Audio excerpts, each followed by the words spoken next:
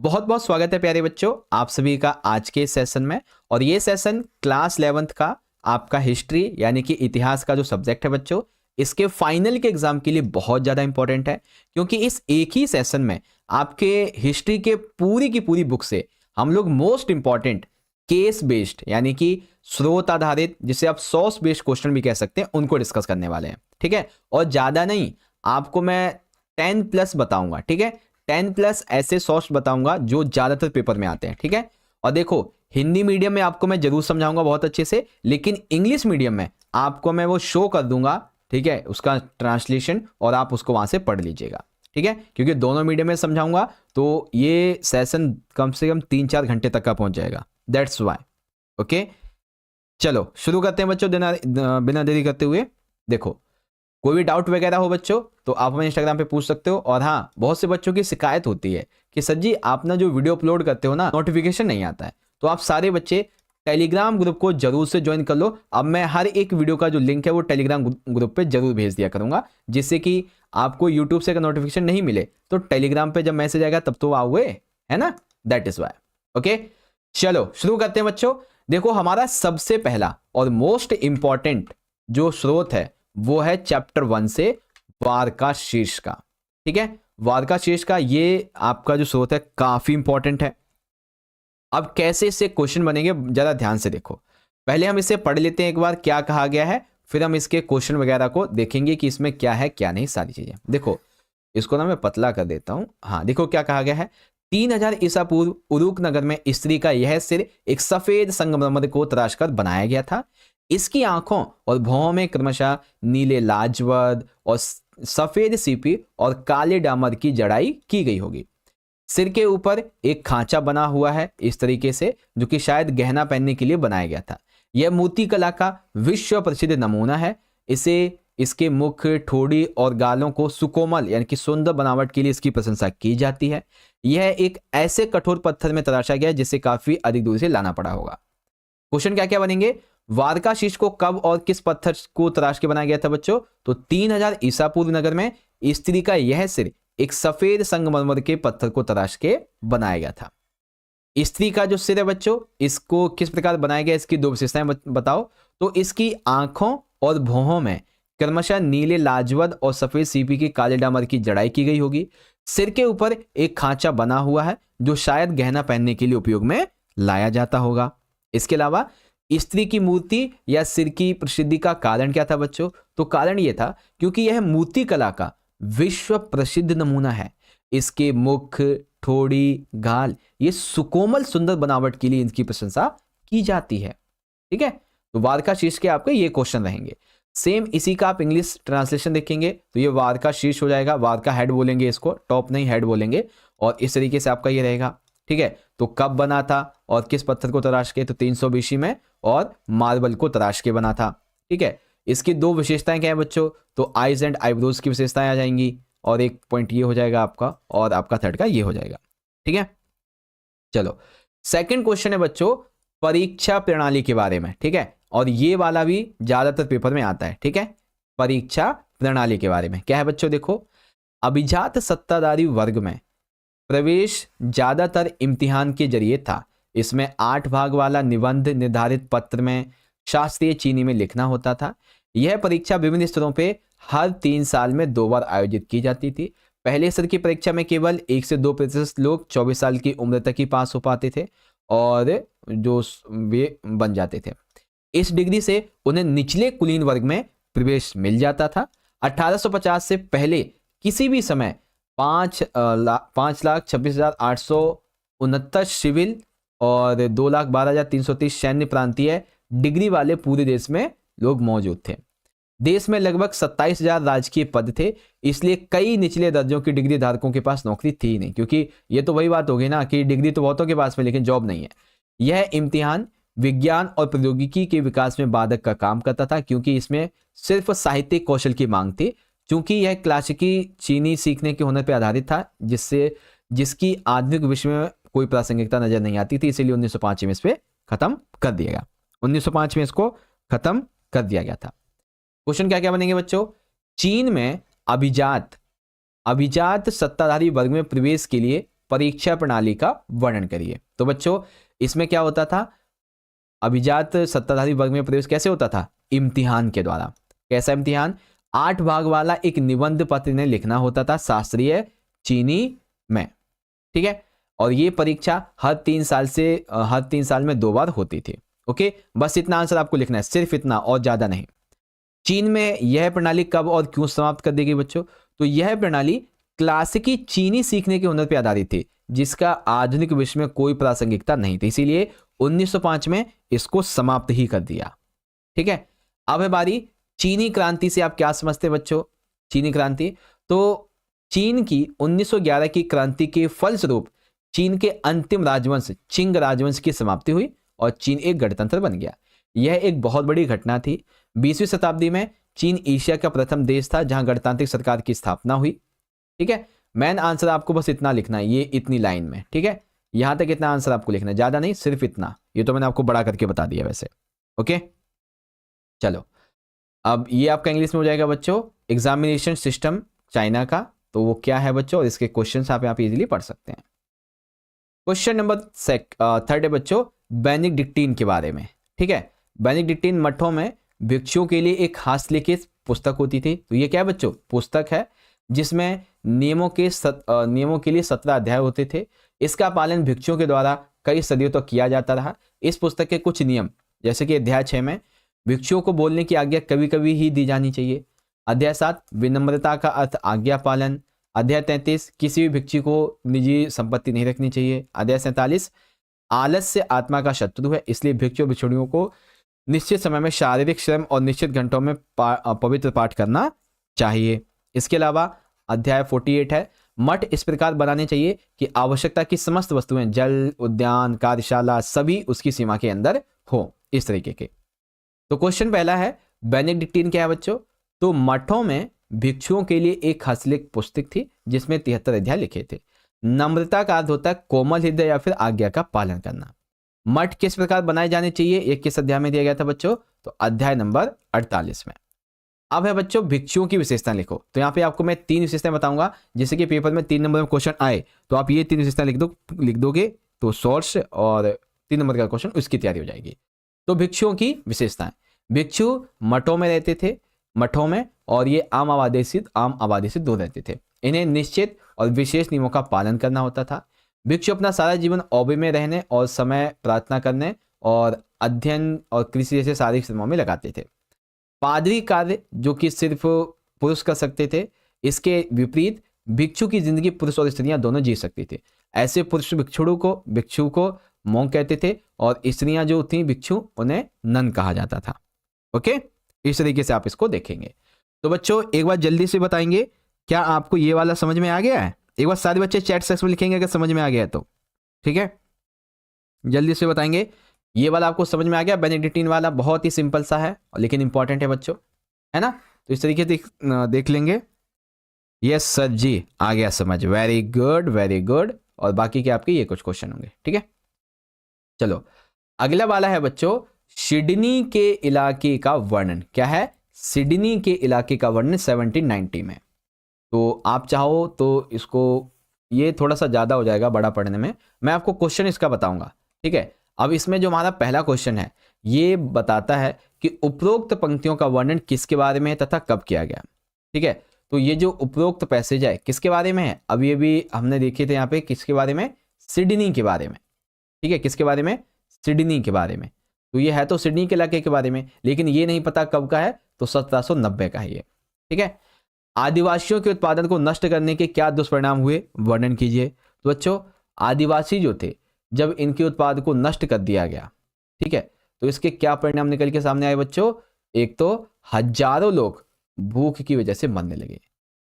नवांगतुंग के द्वारा किए गए कार्यों से आदिवासियों पर क्या प्रभाव पड़ा बच्चों?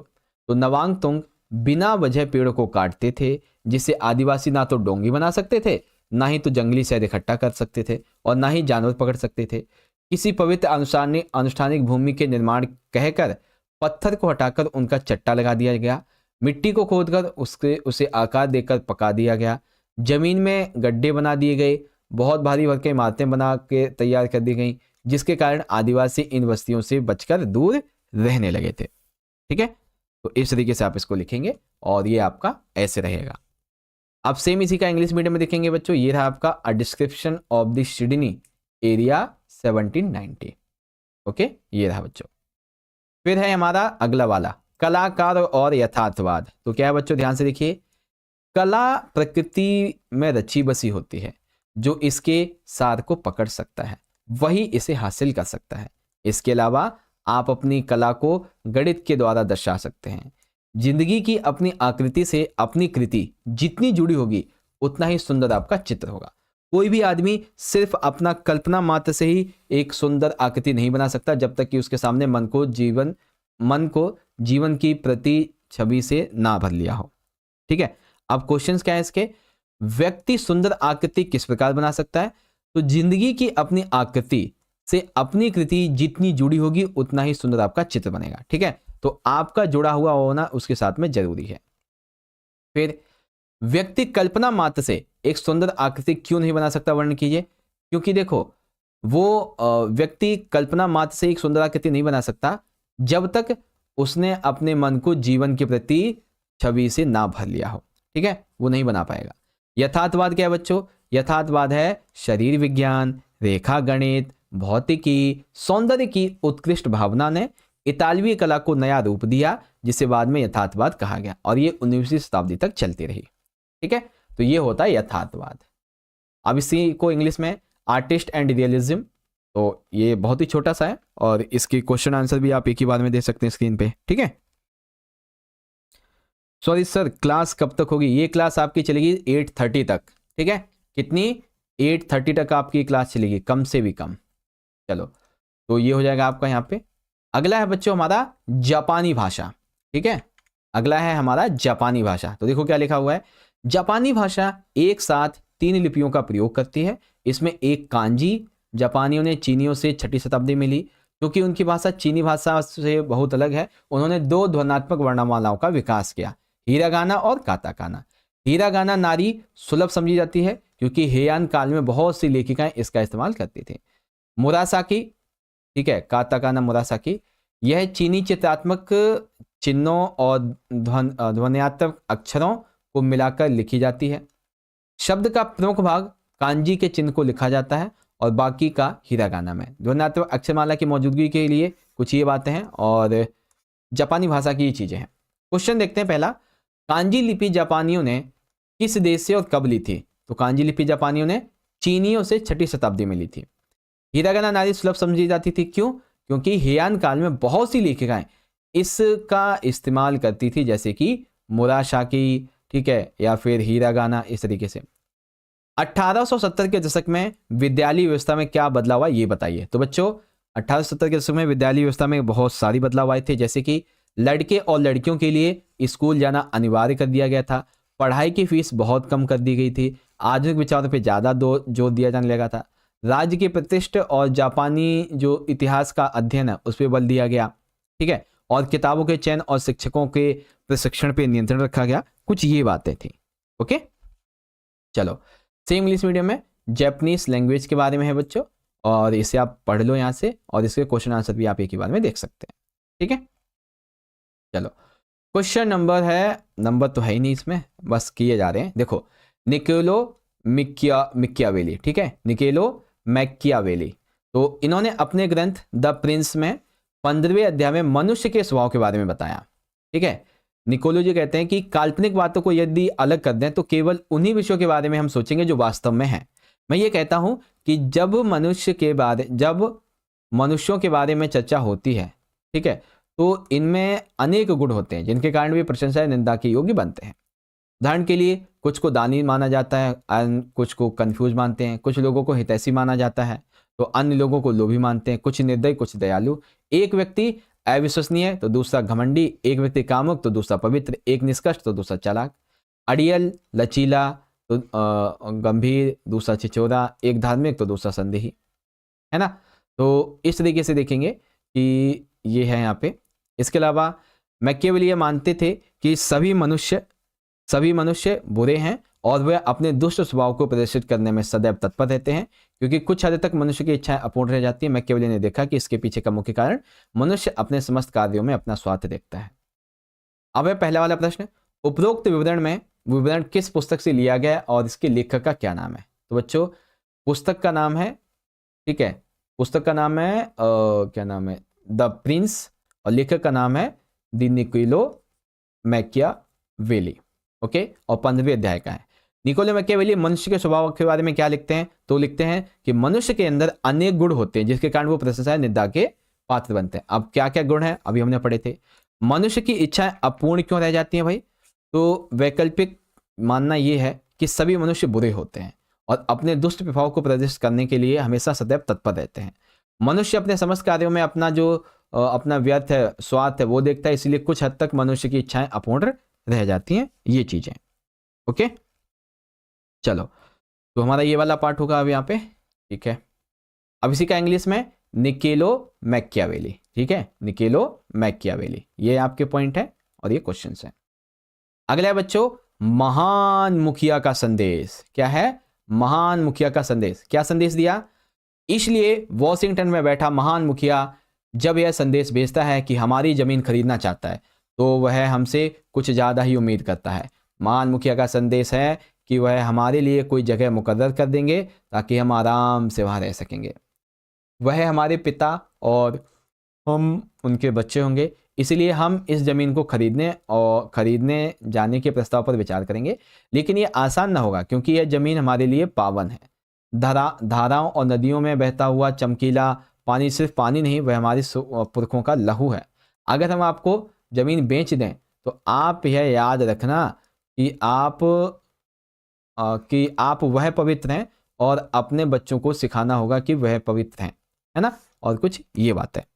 अब चलिए इसके क्वेश्चंस को देखते हैं। तो पहला क्वेश्चन है, महान मुखिया का संदेश क्या था? तो संदेश ये था कि वह हमारी जमीन खरीदना चाहते हैं जिसके बदले वह हमारे लिए कोई जगह मुकर्रर कर देंगे ताकि हम आराम से रह सकें। मूल निवासियों को अपनी जमीन व संसाधनों के प्रति लगाव क्यों है? तो उनके लिए जमीन पवित्र स्थल है, ठीक है, जिससे भोजन उगाकर पेट भरते हैं और उन्हें पूर्व की देन करता है। धारा और नदियों में बहता चमकीला पानी सिर्फ पानी क्यों नहीं है? क्योंकि ये क्या है बच्चों, ये जो भी पानी है धाराओं में, नदियों में, तालाबों में, वो क्या है? वो लहू है। क्या है? लहू है बच्चों, है ना, ये चीज है।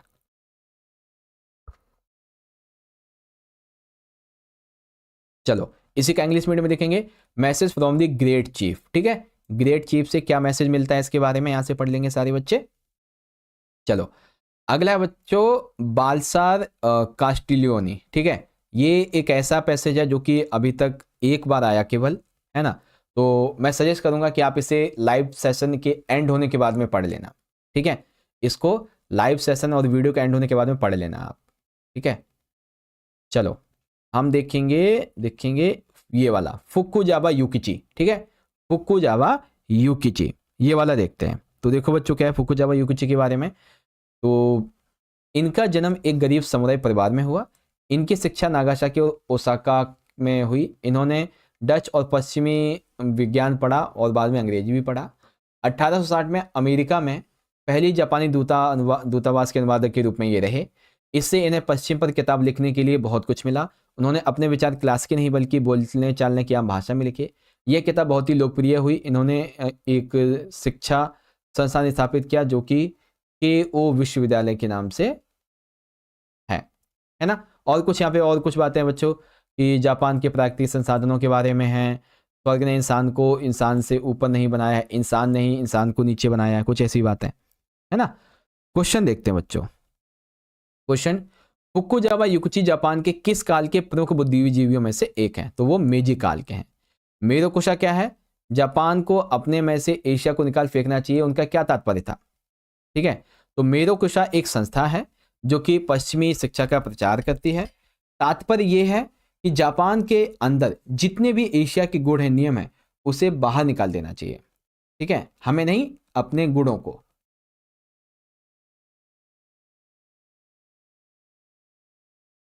ओके, और तथा अपने आधुनिक कारखानों व संस्थाओं के अलावा पश्चिम में सांस्कृतिक सारतत्व को भी बढ़ावा दिया जो कि सभ्यता की आत्मा है, जिसे एक नया नागरिक बनाया जा सकता है। ओके, ऐसे लिखेंगे। अब इसका तीसरा वाला, फुकुजावा युकुची ने किस किताब के माध्यम से और जो किस प्रकार से जापानी की लोग हैं इसकी आलोचना की थी? तो इन्होंने अपनी किताब में ज्ञान के प्रकाशन के लिए अपनी ज्ञान की कड़ी आलोचना, मतलब जापानी ज्ञान की कड़ी आलोचना की थी। क्या? जापान के पास प्राकृतिक दृश्यों के अलावा गर्व करने के लिए कुछ भी नहीं है।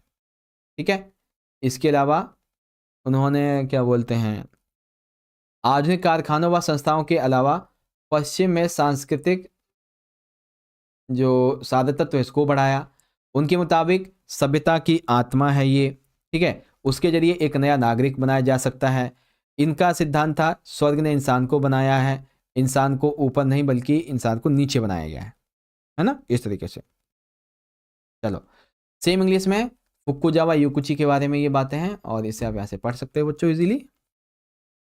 चलो, अब है हमारा अगला वाला, मोहर कहाँ चला गया भाई?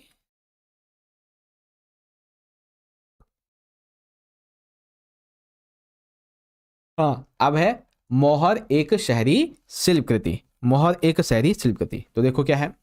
भारत में प्राचीन काल में पत्थर की मोहरें होती थी जिन पर चिन्ह अंकित होते थे, लेकिन मेसोपोटामिया में पहली शताब्दी ईसा पूर्व तक अंत तक पत्थर की मोहरें बेलनाकार जो कि आर पार छिदी होती थी ऐसे थे। एक तीली लगाकर गोल सी मिट्टी के ऊपर घुमाई जाती थी और इस प्रकार उनसे क्या बोलते हैं लगातार चित्र बनाया जाता था, है ना। वे अत्यंत कुशल कारीगरों के द्वारा उकेरी जाती थी और कभी कभी उनमें ऐसे लेख लिखे होते थे जैसे मालिक का नाम, उनके इष्ट देवता का नाम, पाद पदी, इस तरीके से। ओके, तूने देखा है ना, इस तरीके से। तो किसी कपड़े की गठरी या बर्तन में मुंह को चिकनी मिट्टी से लीप पोत कर उस पर मुंह पर उसके मोहर क्या नाम है मोहर पे घुमाई जाती थी, जिससे उसमें अंकित लिखावट मिट्टी की सतह पर छप जाती थी। इससे उस गठरी पर या बर्तन में रखी वस्तुओं पे मोहर जो थी वो सुरक्षित हो जाती थी। ठीक है, और इसके अलावा हाँ, जब इस मोहर को मिट्टी की बनी पट्टिका पर लिखे पत्र पे घुमाया जाता था तो वह मोहर उस पत्र की प्रमाणिकता प्रतीक बन जाती थी। इस प्रकार मुद्रा सार्वजनिक जीवन में नगरवासी की भूमिका को दर्शाती है। ओके, अब देखो, भारत में प्राचीन काल में मोहर किस पदार्थ से बनी होती थी बच्चों? पत्थर से। मोहरों पर क्या लिखा होता था? तो पहले तो कुशल कारीगरों के द्वारा उकेरी जाती थी। इस पे कई लेख होते थे जैसे कि मालिक का नाम, उसके इष्ट देवता का नाम, उसकी अपनी पदीय स्थिति। ठीक है, और ये किस प्रकार से सार्वजनिक जीवन में नगरवासी की भूमिका को दर्शाती है, तो ये आंसर आपको लिखना है। ठीक है, ये इतना बड़ा आंसर आपको लिखना है, पूरे आपके नंबर मिल जाएंगे स्रोत आधारित। ठीक है, okay, good morning, good morning सभी को, गुड मॉर्निंग बच्चों, सभी को गुड मॉर्निंग। बहुत से बच्चे अभी ज्वाइन हो रहे हैं, तो स्टैम्प एंड अर्बन आर्टिफैक्ट ऐसे याद कर लेंगे। ठीक है, ये रहे। अगला है बच्चों, मंगोलों के द्वारा किए गए विनाश का आकलन। चंगेज खान के अभियानों के विषय में प्राप्त समस्त विवरण इस बात पर सहमत हैं कि जिन नगरों ने उनका प्रभुत्व स्वीकार नहीं किया उन पर अधिकार जमाने के बाद वहां रहने वाले बहुत से लोगों को उसने मौत के घाट उतार दिया। इनकी संख्या बहुत चौंका देने वाली है। 1220 ईस्वी में निशापुर पर आधिपत्य करने में इस तरीके से इन्होंने जो है ना मार गिराया लोगों को। छोटे नगरों में सापेक्षिक रूप से कम नरसंहार हुआ, जैसे कि नासा में इतना, कुश्तान में इतना, और लोगों ने अपने जीवन से हाथ धोया। ठीक है, और मध्यकालीन इतिवृत्तकारों ने मृतकों की संख्या का अनुमान कैसे लगाया? तो इलखानों के फारसी इतिवृत्तिकार जुवैनी ने बताया कि मर्व में लगभग 13 लाख लोगों का वध किया गया। उसका अनुमान उसने ऐसे लगाया कि ना 13 दिन तक 1-1 लाख शव आते थे और उनको जलाया जाता था, 1-1 लाख शव। ठीक है, तो पहला क्वेश्चन तो आपका यही हो गया कि मध्यकालीन जो क्या नाम है इतिवृत्त थे, इन्होंने मृतकों की संख्या का अनुमान कैसे लगाया। फिर जिन नगरों ने उनका प्रभुत्व स्वीकार नहीं किया गया उनके साथ क्या किया बच्चों? उनको मौत के घाट उतार दिया गया। ठीक है, निशापुर और हेरात पर आधिपत्य करने के लिए कितने लोगों का वध किया गया बच्चों? तो 1220 ईस्वी में निशापुर पर आधिपत्य करने के लिए तकरीबन 17.5 लाख। ठीक है, और जबकि 1222 ईस्वी में हेरात पर आधिपत्य करने के लिए 16 लाख, 1258 में बगदाद पर आधिपत्य करने के लिए 8 लाख लोगों का वध किया गया। मध्यकालीन इतिहासकारों ने मृतकों की संख्या का अनुमान कैसे लगाया बच्चों? तो कैसे लगाया था? इलखानों के फांसी थी। अच्छा, ये तो मैंने आंसर अभी आपको बता ही दिया है। चलो ये हो गया आपका। अब यहाँ पे है assessment of the destruction cause by the Mongols. तो क्या बच्चों है ये आपका ये पॉइंट आप यहाँ पे देख सकते हैं। अगला है बच्चों दासों के प्रति व्यवहार। दास, ठीक है, दासों के प्रति व्यवहार। कुछ ही समय के बाद शहर के शासक ल्यूशियस पेडिनियस सेकेंडिस का उसके एक दास ने कत्ल कर दिया। कत्ल के पश्चात पुराने रिवाज के अनुसार यह आवश्यक था कि एक ही छत के नीचे रहने वाले प्रत्येक दास को फांसी दे दी जाए, परंतु बहुत से निर्दोष लोगों को बचाने के लिए भीड़ एकत्रित हो गई और दंगे शुरू हो गए। सेनेट भवन को घेर लिया गया। हालांकि सेनेट भवन में अत्यधिक कठोरता का विरोध किया गया था, परंतु अधिकांश सदस्यों ने परिवर्तन करके जाने का विरोध किया। जो सेनेटर फांसी देने के पक्ष में थे उनकी बात मानी गई, ठीक है, परंतु और जलती हुई मशालें लिए हुए भीड़ ने इस आदेश को क्या नाम है कार्यान्वित किए जाने से रोका। नीरो ने अभिलेख के द्वारा इन लोगों को फटकार भी लगाई। उन सारे मार्गों पर सेना लगा दी गई जहां सैनिकों के साथ दोषियों को फांसी चढ़ाने के लिए ले जाया जा रहा था, ठीक है। अब इसके क्वेश्चन क्या क्या बनेंगे, तो देखो बच्चों, सबसे पहला है दास प्रजनन से आप क्या समझते हैं। तो बच्चों, गुलामों की संख्या को बढ़ाने के लिए ऐसी प्रथा जिसके अंतर्गत दासियों और उनके साथ मर्दों को अधिक से अधिक बच्चा पैदा करने के लिए प्रोत्साहित किया जाता था, ठीक है, तथा उनके आगे चलकर भी बच्चे भी दासी बने। फिर है नीरो ने इन इलखानों के प्रति क्या रवैया अपनाया था बच्चों। तो नीरो ने अभिलेख के द्वारा इन लोगों को फटकार लगाई। उन लोगों के मार्ग पर तुमने सेना लगा दी, है ना। उन्होंने सारे राजमार्गों पर सेना लगा दी जहां सैनिकों के साथ में दोषियों को फांसी को चढ़ाने के लिए ले जाया जा रहा था, ओके। फिर यहाँ पे है इतिहासकार टैसिटस ने प्रारंभिक साम्राज्य के प्रमुख सामाजिक समूहों का वर्णन किस प्रकार किया। तो बच्चों, टैसिटस ने ना सेनेटर, अश्वरोही और फूहड़ इनके बारे में बताया। सेनेटर का मतलब है पैट्रेस, शाब्दिक अर्थ होता है पिता। अश्वरोही वर्ग के प्रमुख सदस्य जनता का सम्माननीय वर्ग जिनका संबंध महान घरानों से था। तीसरा फूहड़ निम्नतर और यानी कि कमीनकारू, ठीक है, प्लेब्स शोरडीडा जो उसके अनुसार सर्कस और थिएटर तमाशे देखने के आदी थे और अंततः दास थे, ठीक है। अब ये देख लेंगे आपका यहाँ पे हो जाएगा ट्रीटमेंट ऑफ स्लेव्स इस तरीके से। चलो अब है हमारा अगला वाला, काफी छोटा है, रोमन अभिजात वर्ग की आमदनियां। तो 5वीं शताब्दी के प्रारंभिक दशकों में रोम के ऊंचे घराने में से प्रत्येक के पास अपने आप में वह सब कुछ मौजूद था जो कि एक मध्य आकार के शहर में हो सकता है। एक घुड़दौड़ का मैदान यानी कि हिप्पोड्रम, अनेक मंच मंदिर, फव्वारे, विभिन्न प्रकार के लम्पशार। बहुत से रोमन परिवारों को अपनी संपत्ति से नई नई चीजें खरीदने का शौक था। वहीं दूसरी ओर प्रतिवर्ष 40,000 पाउंड सोने की आय प्राप्त होती थी इनको, ठीक है, जिसमें अनाज, शराब और अन्य उपज शामिल नहीं थी। इन उपजों को बेचने पर सोने में आय प्राप्त होती थी।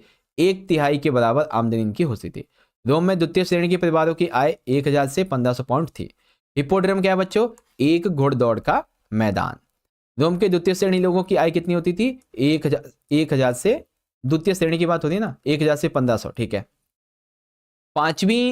परिवर्ती 5वीं शताब्दी और 6वीं शताब्दी में व्यापार में क्या परिवर्तन हुए। तो बच्चों, परिवर्ती 5वीं शताब्दी और 6वीं शताब्दी में एगियन, दक्षिण एशिया, माइनर तुर्की और फिलिस्तीन व्यापारी अंगूरी शराब तथा जैतून के तेल के प्रमुख निर्यातक बन गए, जबकि भूमध्य सागर के बाजार में अफ्रीका से आने वाले कंटेनरों की संख्या की कमी हो गई थी, ओके। इस तरीके से आप इसको देखेंगे। चलो, तो यहाँ पे हमारे आधे घंटे हो चुके हैं पूरे। Incomes of the Roman Aristotle की इस तरीके से आप पढ़ लीजिएगा। चलिए अगला है बच्चों, सम्राट ट्राजन का स्वप्न यानी कि भारत की विजय, ठीक है। तो तत्पश्चात भयंकर भूकंप से पीड़ित एंटियोक में सदियों के बाद में ट्राजन नदी के रास्ते आगे की ओर बढ़ने के लिए आया। पार्थियन की राजधानी टेसिफून तक चला गया और फिर वहां फारस की खाड़ी के क्या नाम है सिरे पर पहुंच गया। कैसियस डियो के अनुसार वहां पर वह भारत की ओर जाने वाली वाणिज्यिक पोतों को ललायित नजरों से देख रहा था और चाह रहा था कि काश वह भी सिकंदर के जैसा ही एक जवान होता, ओके। ये चीज है। अब इनको देखेंगे उपरोक्त दिए गए स्रोत कहां से लिए गए हैं। तो कहां से लिए गए हैं बच्चों, एक सेकेंड, हाँ ये देखो, फर्गस मिलर दी रोमन नियर ईस्ट से, ठीक है, किससे, यहाँ पे 1116 में ट्राजन फरात नदी के रास्ते आगे बढ़ते हुए क्या कहाँ पहुंचा, तो बच्चों पार्थियन की राजधानी टेसीफून तक वो चला गया था, फिर वहां से फारस की खाड़ी के सिरे पर पहुंच गया। स्रोत के अनुसार कैसिडस दियो के विचार लिखिए। तो कैसिडस दियो के अनुसार वहां पर भारत की ओर जाने वाली किसी भी वाणिज्यिक पोत को वो लालायित नजरों से देखता और वो चाहता कि काश उसे भी कोई अंदर बुला ले, ठीक है, इस तरीके से। अब इसका इंग्लिश मीडियम, तो एम्पीरियर ट्राजन्स ड्रीम विक्ट्री ऑफ इंडिया, तो बच्चों इसको भी आप यहां से पढ़ सकते हैं, ठीक है। चलो अब आ गया है बच्चों यास, ठीक है, यास आ गया है। 1221 में बुखारा पर विजय प्राप्त करने के बाद चंगेज खान ने वहां के अमीर मुसलमान निवासियों को उस सब मैदान में एकत्रित किया और उनकी भर्त्सना की, भर्त्सना यानी कि उनको सुनाया ढंग से। उसने उनको पापी कहा और चेतावनी दी कि इन पापों के प्रायश्चित स्वरूप तुम्हें अपना सारा छिपा हुआ धन मुझे देना पड़ेगा, ठीक है। और ये वर्णन करने योग्य एक नाटकीय घटना थी जिसके लोगों ने बहुत समय बाद भी इसको याद रखा, उस पर चित्र भी बनाए। 16वीं शताब्दी के अंत में चंगेज खान के सबसे बड़े पुत्र जोची को एक दूर का वंशज अब्दुल्ला खान बुखारा के उस सब मैदान में लाया। चंगेज खान के विरुद्ध अब्दुल्ला खान वहां छुट्टी की नमाज अदा करने गया। उसके इतिहासकार हफीज तानिश ने अपनी स्वामी की इस मुस्लिम धर्मपरायणता का विवरण अपने इतिवृत्त में दिया है और साथ में यह चौंका देने वाली टिप्पणी भी की कि यह चंगेज खान के यास के अनुसार है। ओके, तो अब ये ठीक है बच्चों, यास वगैरह देखो, यास क्या है, यास क्या है, इसका प्रचलन कब और किसने किया था। तो यास प्रारंभिक रूप से वह नियम संहिता है, चंगेज खान की विधि नियम संहिता है, जो कि 1206 ईस्वी में लागू की गई थी, ठीक है। अपनी पहचान एवं विशिष्टता को बनाए रखने के लिए मंगोलों ने किस विधि संहिता को अपनाया था। तो मंगोलों ने कौन सी विधि संहिता को, चंगेज खान की। चंगेज खान ने मुसलमानों को कहां एकत्रित किया और क्या वसना की थी। तो 1221 में बुखारे पर विजय प्राप्त करने के बाद में इन्होंने कहां बुलाया था, ठीक है। चंगेज खान ने मुसलमानों को कहां तक एकत्रित किया था बच्चों और क्या चेतावनी दी थी। तो ये चीजें हैं बच्चों जिसे आप यहाँ पे पढ़ सकते हैं, ठीक है। उस संविधान में एकत्रित किया था और चेतावनी दी थी, तुम पापी हो, मुझे अपना सारा छुपा हुआ धन दे दो, इस तरीके से। ओके, सेम इंग्लिश में देख लेंगे यास के बारे में, ये रहा आपका और यास के बारे में, जिसको कि आप यहां से इजीली पढ़ सकते हैं। चलो ये क्वेश्चन हो गए। अब बच्चों क्वेश्चन हमारा अगला वाला, Geoffrey Chaucer the Canterbury Tales, ठीक है। अब ये कैसे करेंगे बच्चों, तो इस काव्य में कृति की रचना मूल रूप से मध्यकालीन अंग्रेजों में की गई थी। यहां उसका हिंदी रूपांतरण करने का प्रयास किया गया। अप्रैल के महीने में जब मधु वृष्टि होती है और मार्च की शुष्कता को जड़ भेज जाती है और जब नन्ही चिड़ियां संगीत गाती हैं, तो ये ना कुछ कविता जैसा आपको यहाँ पे दिया गया है, ठीक है, कविता जैसा। क्वेश्चन है, इंग्लैंड के प्रत्येक प्रांत में कैंटरबरी की अपनी यात्रा का जो क्या नाम है, अपनी यात्रा पर निकल पड़े। इंग्लैंड के प्रत्येक प्रांत से कैंटरबरी की अपनी यात्रा पर कौन निकल पड़े थे बच्चों, ठीक है। कौन निकले थे बच्चों, बताएंगे एक बार। हाँ जी, वेरी गुड, भिक्षु निकले थे। घुमक्कड़ भिक्षु कौन थे, ऐसे भिक्षु जो दूर दूर तक विभिन्न तीर्थ स्थलों पर घूम घूम कर बेसिकली क्या बोलते हैं, वो उपदेश देते थे, ठीक है। इन्हें फ्रायर भी कहते थे। ईस्टर ईसा के शूलारोपण और उनके पुनर्जीवित होने का प्रतीक, उनकी तिथि निश्चित नहीं है, फिर भी प्रतीक कुछ है। क्या है प्रतीक, निश्चित नहीं, उनकी प्रतीक तो है लेकिन उनकी तिथि निश्चित नहीं है। क्यों, क्योंकि इसे ना चंद्र पंचांग पर आधारित एक प्राचीन त्योहार का स्थान ले लिया है, ठीक है, जो कि लंबी सर्दी के वसंत पंचमी आगमन का स्वागत करने के लिए मनाया जाता है, इस तरीके से। ओके, अब रहेगा आपका यहाँ पे ये वाला, इस तरीके से देख सकते हैं। अगला वाला है बच्चों यहाँ पे हमारा ये रहा, बुखारा पर कब्जा, ठीक है। कौन सा है बच्चों, बुखारा पर कब्जा। देखिए, परिवर्ती 13वीं शताब्दी के दौरान मंगोलों के एक फारसी इतिवृत्तकार जुवैनी इसमें बुखारा पर विजय का वृत्तांत दिया गया है। जुवैनी के अनुसार नगर की विजय के बाद चंगेज खान उस सब मैदान में आया। एक सेकेंड, ये तो आपको समझा दिया शायद ना, नहीं नहीं नहीं, ये जुवैनी के हिसाब से है, ठीक है ठीक है, ये जुवैनी के हिसाब से बुखारा पे कब्जा, ठीक है, जुवैनी के हिसाब से है। चलो, वो आया, ठीक है, उस मैदान में आया जहां नगर के धनी व्यापारी एकत्रित थे। उसने संबोधित करते हुए कहा, अरे लोगों, तुम्हें ये ज्ञात होना चाहिए कि तुम लोगों ने अनेक पाप किए हैं, और तुमसे जो अधिक संपन्न है उसने तो बहुत ज्यादा पाप किए हैं। अगर तुम मुझसे पूछोगे कि इसका मेरे पास क्या जवाब है, क्या प्रमाण है, तो इसके लिए मैं कहूंगा कि मैं ईश्वर का दंड हूं। यदि तुमने पाप ना किया होते तो ईश्वर ने मुझे तुम्हें दंड देने के लिए नहीं भेजा होता। अब कोई व्यक्ति बुखारा पर अधिकार होने के बाद खुरासान भाग गया था, कई व्यक्ति भाग गए थे, है ना। उसे नगर के भाग्य के बारे में पूछने पर उसने उत्तर दिया, वे नगर आए, दीवारों को ध्वस्त किया, जला दिया, लोगों का वध किया और चले गए। ठीक है, तो ये चीज है। तो बुखारा पे कब्जा के बारे में चलिए क्वेश्चन देख लेते हैं। फारसी इतिवृत्तकार जुवैनी ने बुखारा की इस विजय का वृत्तांत कब लिखा था बच्चों? 1220 ईस्वी में। उपरोक्त विवरण में जुवैनी के दृष्टिकोण का वर्णन कीजिए। तो जुवैनी का दृष्टिकोण कुछ इस तरीके से रहेगा आपका, है ना। स्टेपी निवासियों के इतिहास के विषय में हमें किन स्रोतों से जानकारी प्राप्त होती है? तो इतिवृत्त और यात्रा वृत्तांतों से, नगरीय साहित्य का दस्तावेजों से, कुछ निर्णायक चीनी, मंगोल, फारसी और अरबी, जो अरबी भाषा थी, इसमें उपलब्ध था। ओके, तो ऐसे करके इसको देखेंगे। तो इंग्लिश में कैप्चर ऑफ बुखारा आ जाएगा आपका ये। चलो, अब है यहाँ पे बच्चों गेंजी की कथा। क्या है? गेंजी की कथा। तो क्या है बच्चों इसमें? देखो, मुराशाकी शिकुबू द्वारा लिखी गई हेयान राज दरबार की यह काल्पनिक diary the tale of the Genji कथा जापानी साहित्य में प्रमुख कथा कृति बन गई।